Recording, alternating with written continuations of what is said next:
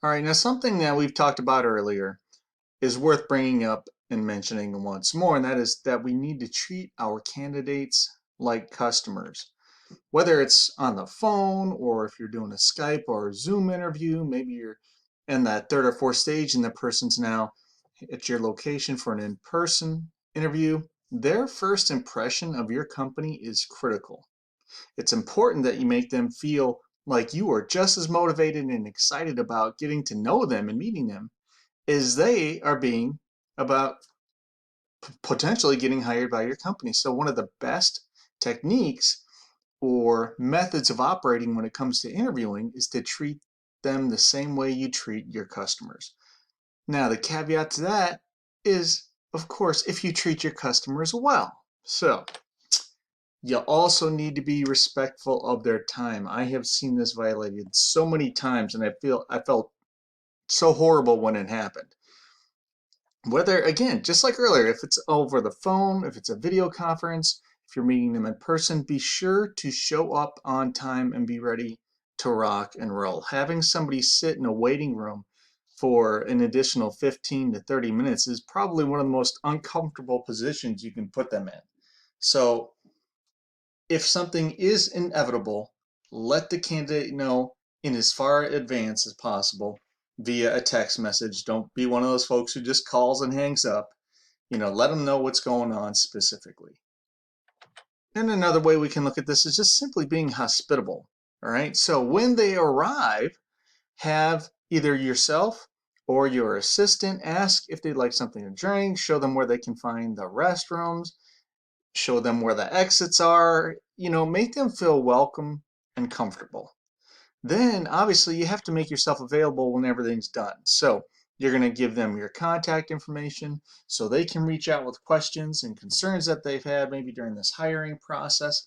And also, whether you hire them or not, let them know that a decision has been made. Let's look at this one specific case. When I was the safety security manager for a large pharmaceutical concern, they were actually looking for an HR manager.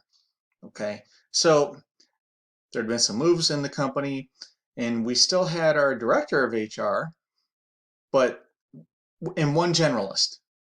So we needed a manager, and they were now hiring and interviewing people for that position. So they brought this gal in, and this is a pretty large company, so the interview itself was a full day interview. It was 8 hours. I mean, they brought her in, she had an initial discussion with the director of HR, and then they had scheduled meetings throughout the day with other directors within the company, and they were all going to compare their interview notes afterwards, and they had all been standardized and everything. Everything was done very well that way. They had standardized interview questions. They were going to compare the feelings they got, the body language, a whole number of things. All right. And they gave the person a 30-minute lunch, but you need to know this isn't a paid situation. So this person gave up a day of work at their current employer, probably used some PTO time, and now they're here interviewing, which is great. And then they said, all right, thank you very much for coming in today. Everything was all happy, happy, happy. This gal left.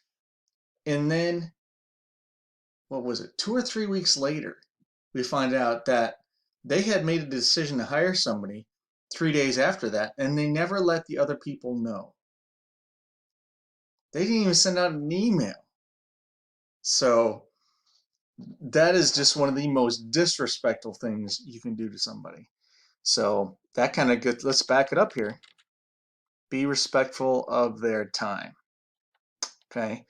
So regardless of how you look at these items, the order you place them in, they are all equally important depending on what time and phase of the interview process you are in.